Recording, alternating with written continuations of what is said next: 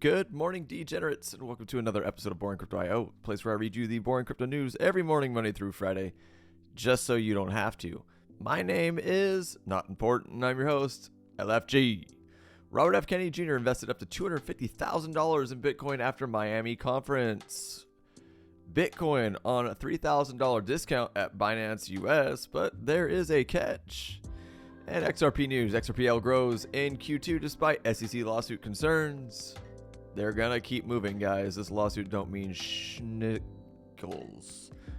I think I'm not allowed to cuss in the first 2 minutes of a video or something like that. Or, I don't know, some weird new YouTube rules. Anyways, last but not least, Ripple Labs to revolutionize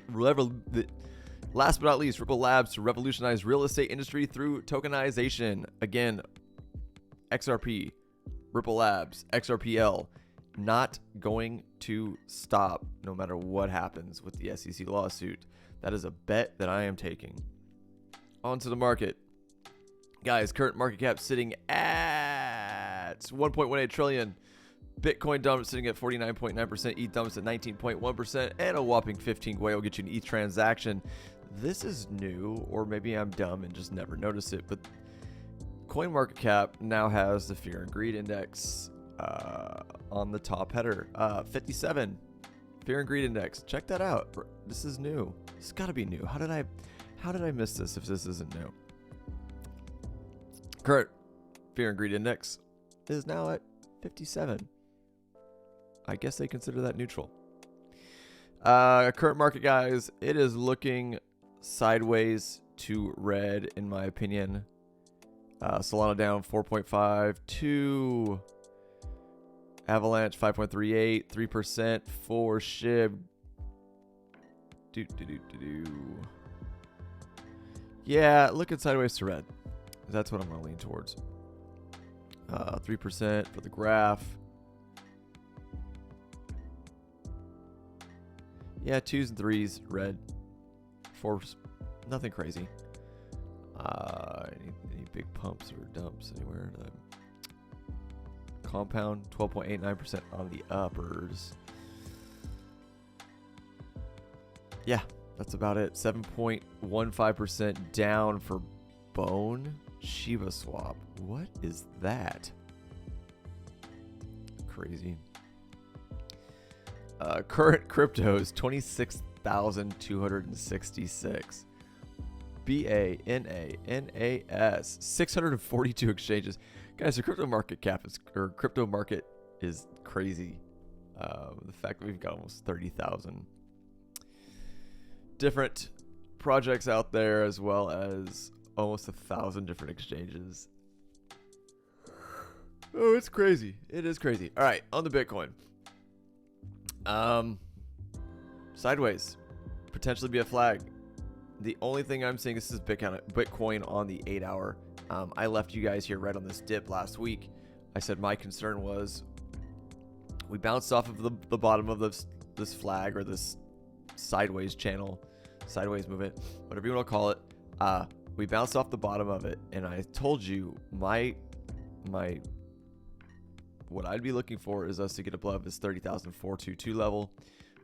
If we can't get above this, I would be looking for further downside. We've got rejected from it twice, and now 30,000 basically has been saving us. But here's my fear.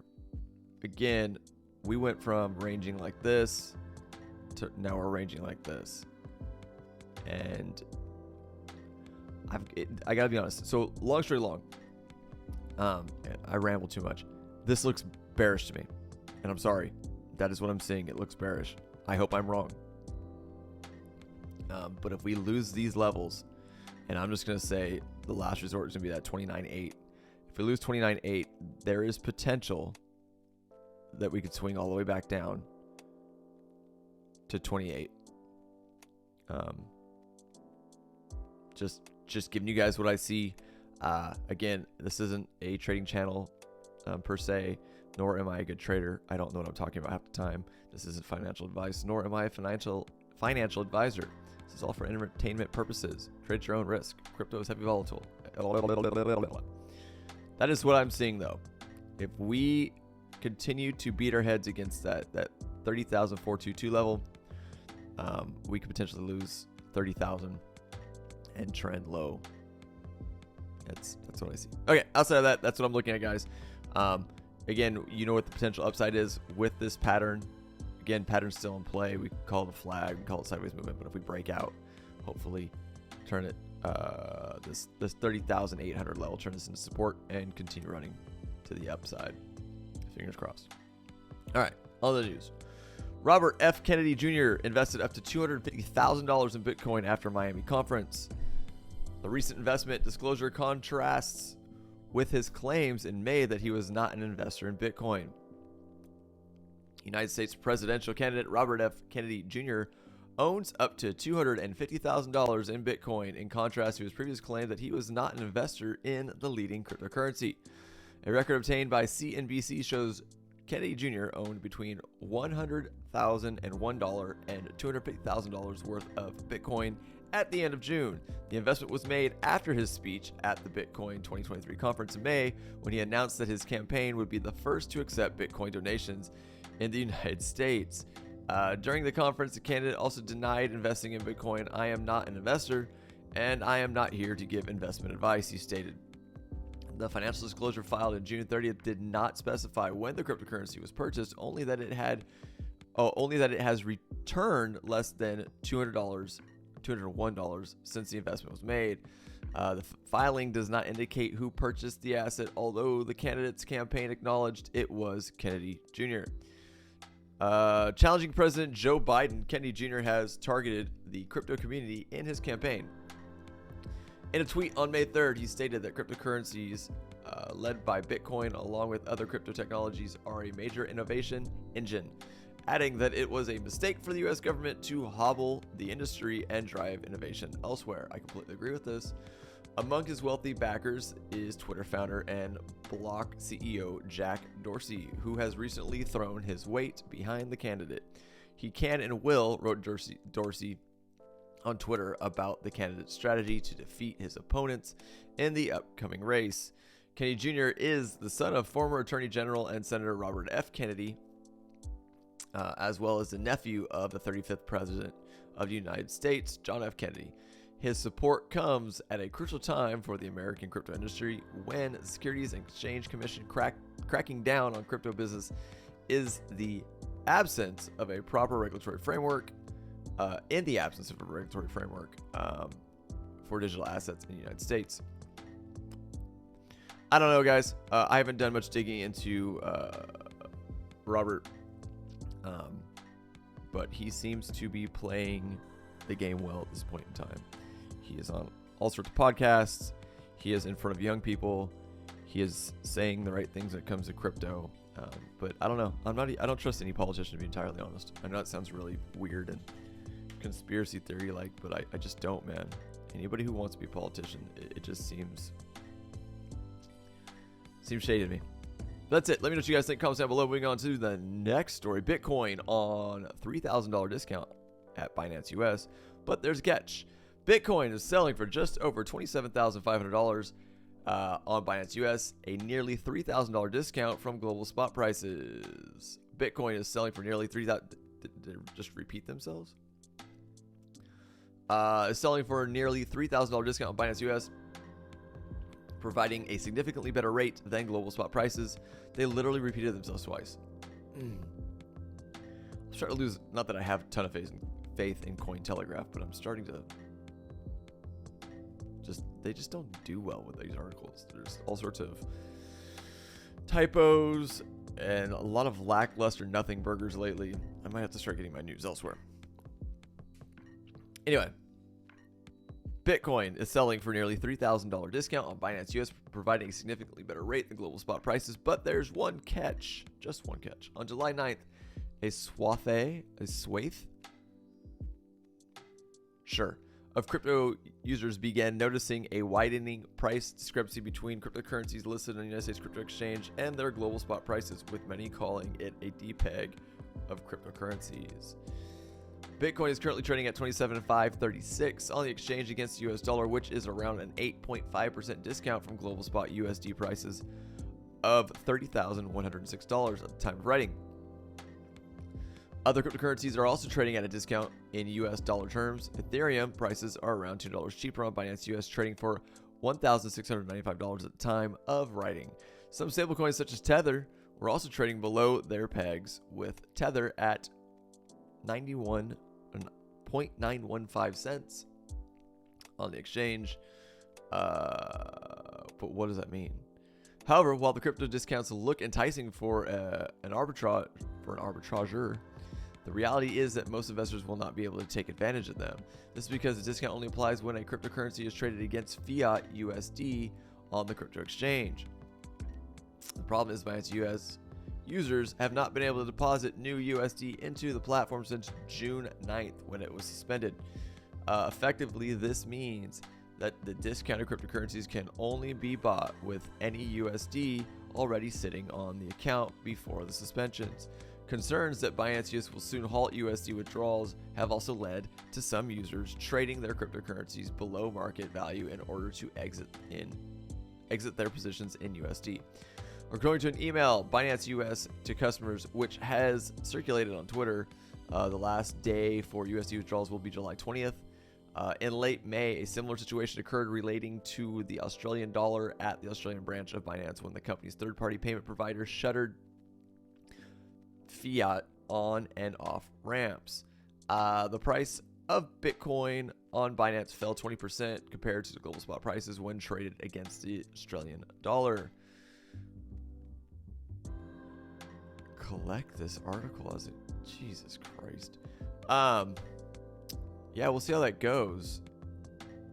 That is a little concerning if they're going to halt USD withdrawals. But I don't trade on Binance US, so I don't really care. Let me know if you are and what you think about this. Comments down below. Moving on. XRP news. XRPL grows in Q2 despite SEC lawsuit concerns. The XRP ledger saw a significant increase in the total new address count, which reached 138,790, representing a growth of 31.8% compared with the same period in 2022. Despite lingering concerns over Ripple's versus SEC lawsuit, the XRP ledger has demonstrated significant growth in multiple areas of its protocol during the second quarter of 2023, according to a recent report from crypto analytics platform Masari. The report shows that the circulating market cap of XRP has increased by 42.5% year to date. The growth was driven by the asset's price surge in the first quarter. However, in Q2, the market cap declined by 10.7% from $27.8 billion to $24.8 billion. Although the XRP platform experienced a decline in transaction volume quarter over quarter, there was a notable 12.7% increase in average daily non-fungible token transactions, rising from 13,800 to 15,500, while the XRPL has a strong presence in decentralized finance and NFT ecosystem. Top competitors like Ethereum and Solana often overshadow it. However, there are signs that this trend is starting to shift. The Masari data uncovered another significant development in the XRP ecosystem, namely the expansion of XRPL sidechains with two notable protocols, Corium and Root Network, recently introduced. These protocols play a crucial role in providing XRPL developers and users with the desired programmability. Corium emphasizes ecosystem security, while Root Network focuses on driving metaverse innovations. The XRPL achieved a significant increase in the total new address count, which reached 138,790, representing a growth of 31.8% compared with the same period in 2022. Additionally, quarterly revenue surged by 220.3% to reach $188,376. Despite facing challenges due to the ongoing United States SEC lawsuit, Ripple has seen efforts from developers within its ecosystem to drive utility adoption. 100%. This is why I'm betting on it. The growth witnessed in essential operational aspects of the XRPL reflects its progress toward providing sustainable value and utility. With its focus on real estate tokenization and decentralized research and blockchain technology, Ripple possesses distinct fundamentals that have the potential to drive substantial long-term growth and innovation, which we're going to read about next. Moving on. Ripple Labs to revolutionize real estate industry through tokenization. An innovative pilot program aims to enable users to tokenize real estate assets and utilize them as collateral for loans, leveraging Ripple's CBDC platform. Digital payments and blockchain technology company Ripple Labs has announced an innovative and has announced an initiative to transform the real estate industry using tokenization. Anthony Welfare, central bank digital currency advisor at Ripple, highlighted the growing global investment in CBDCs and stablecoins in a July 7th tweet. He emphasized that Ripple's team is actively exploring practical applications for CBDCs and stablecoins, focusing on tokenizing real estate assets. Can't read. It's Monday, per usual. I'm sorry. During a fintech conference in Romania, Welfare presented a use case that combines the digital Hong Kong dollar, EHKD, tokenized real estate, and finance lending protocols. This initiative pilot program aims to enable users to tokenize real estate assets and utilize them as collateral for loans, leveraging Ripple's CBDC platform. In its exploration of real estate asset tokenization and using blockchain and digital currencies, Ripple is looking to tackle current obstacles in the real estate sector. Despite the need to overcome specific challenges, successful initiatives in real estate tokenization hold significant implications such as improved liquidity, broader market reach, and simplified transactions. Tokenization has emerged as a fascinating concept, capturing substantial interest and attention across various sectors. The innovative approach essentials transforming tangible assets like real estate, artwork, and intellectual property into digital tokens securely stored on the blockchain. These tokens represent ownership or stakes in the underlying asset, enabling buying, selling, and trading on decentralized platforms. The increasing fascination with tokenization arises from its capacity to revolutionize conventional asset ownership and investment models. Through blockchain technology, tokenization amplifies liquidity, accessibility, efficiency, transparency, and security. As more industries and investors grasp the advantages and potential of tokenization, it is poised to gather further momentum as a prominent trend in the financial and asset management arenas. It's interesting. Some of these articles, the way they're written with their big words that are kind of unnecessary, I find very hard to read. It's almost like someone was trying to impress someone grammatically, and it's kind of annoying and pointless. However, moving on, sorry. However, the adoption and implementation of tokenization may face regulatory challenges, you think, and require compliance with local laws. Well, yes. Besides the regulatory considerations, security concerns over tokenized assets also need to be elevated as the industry evolves. Again, they're just continuing to move forward and innovate. Like I said, they would, even if the SEC wins this case. But, yeah, let's look at Bitcoin one last time. 3195. Let's see what she does. Guys, that's all I got for you today on this Monday morning. If you do enjoy the content I provide for you here, or try to provide for you here while I fumble my words and stutter, please, by all means, subscribe to the channel. Turn on the bell for notifications so you know when I do post a video. Please watch the videos all the way through. Why not? Get the information. Like the videos. Share the videos on all of your social platforms. And I will see you bright and early tomorrow morning. I am bad at reading out loud. And I'm out of here.